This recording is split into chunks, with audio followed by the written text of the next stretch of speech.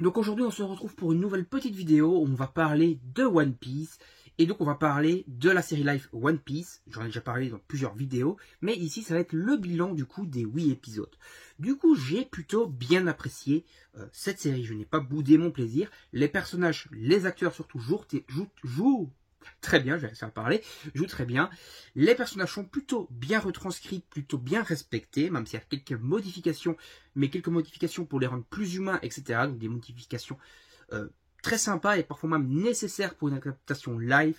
Voilà, c'est pas un manga où voilà, parfois des situations sont un peu cocasses et ne pourraient pas vraiment être très correctes en live action.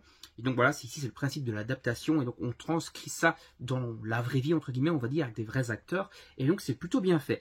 Le scénario en lui-même est plutôt bien respecté, à part quelques modifications assez intéressantes, genre par exemple Baggy le Clown qui a beaucoup plus d'importance pendant la saga Is Blue, ainsi que Arlong qui prend de l'importance dès le début de la saga Is Blue, et qui n'attend pas du coup d'apparaître dans son arc. Et c'est plutôt très bien fendu, très bien pensé. Au niveau musique, au niveau bande son, on se retrouve avec de la très bonne qualité. Parfois, il y a des petites notes même qui sont inspirées, retirées directement de l'animé pour faire un peu de fanservice, etc. Et c'est très bien foutu. Et donc la bande son en globalité est très bonne. Niveau effets spéciaux, les pouvoirs des fruits des démons, tout ça sont plutôt bien retranscrits. Donc le pouvoir d'élasticité de Luffy est très bien foutu. Le fruit de la fragmentation de Baggy est également très bien au niveau des effets spéciaux, etc. Arlong est très bien fait au niveau homme-poisson, c'est pas un fruit du démon lui. Pareil pour Kuro, c'est pas un fruit du démon qu'il a qui lui permet d'aller plus vite. C'est un des pouvoirs, on apprendra ça plus tard dans One Piece. Voilà, en tout il y a 6 pouvoirs différents un peu liés à ça. Et lui il en maîtrise déjà un, alors que normalement voilà, les pirates de Is Blue sont assez faiblards et donc ne maîtrisent pas ce genre de pouvoir. Donc, voilà, ça montre que Kuro est quand même un personnage assez intéressant. En tout cas il y a le pouvoir de la vitesse. Là le bas blesse un peu, c'est-à-dire que la vitesse de Kuro n'est pas super bien retranscrit, mais bon, ça passe encore. Et puis le personnage est quand même assez fidèle et assez sympa. Et l'acteur joue très bien son rôle aussi. Et donc voilà, j'ai plutôt bien aimé la série dans toute sa globalité. Donc comme je disais, que ça soit au niveau même du scénario.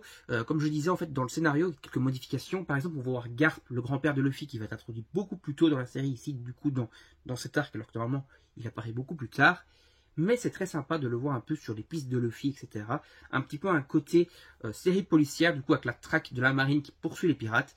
Et ça c'est plutôt bien fichu également. En tout cas donc, scénario, bande son, découpage, modification intelligente, etc. font qu'au final la série One Piece de Netflix est vraiment de très bonne facture. Les 8 épisodes d'à peu près 1 heure chacun passent très vite. Et en plus ils se sont déjà permis d'introduire la saison 2 dans l'animé, dans cette saison, puisque du coup, au tout début, dans le premier épisode, Zoro va affronter un membre de Barrows Work qu'on ne voit pas dans le manga, mais qui est parlé, il est suggéré, on explique qu'il y a eu cette rencontre entre Zoro et lui, mais on ne le sait pas. Ici, du coup, ils montent cette rencontre, et donc ils introduisent les grands méchants de la saison prochaine. La saison prochaine qui est donc déjà confirmée, bien entendu, et ils parlent également de 12 saisons. Moi, je trouve que c'est quand même un petit peu beaucoup, 12 saisons.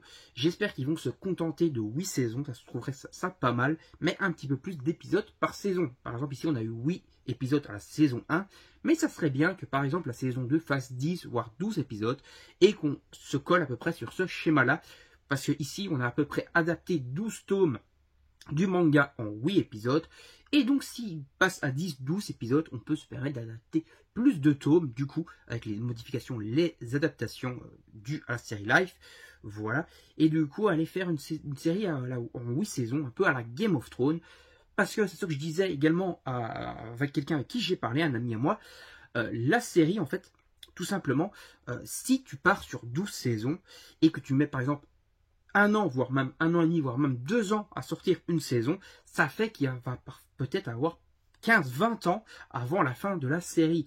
Et ça veut dire que les acteurs auront trop vieilli, ils ne pourront pas jouer leur rôle, plus jouer leur rôle, et on devra changer d'acteur en cours de route. Et je trouverais ça vraiment très dommage, surtout que les acteurs sont très doués ici, et j'aimerais bien qu'on finisse la série du coup avec les mêmes acteurs, qu'on n'en change pas en cours de route, parce qu'ils deviennent trop vieux. Donc voilà.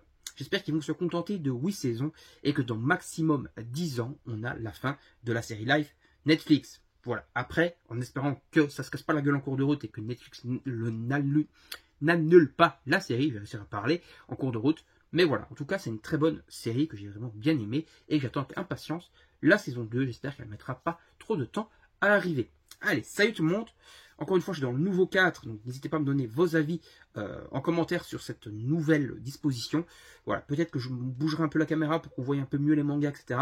Voilà, en tout cas, pour l'instant, c'est comme ça. Donnez-moi vos retours, abonnez-vous à la chaîne, donnez-moi votre avis sur la série One Piece en commentaire, likez, partagez, et si vous vous abonnez, n'oubliez pas d'activer la petite cloche, bien sûr.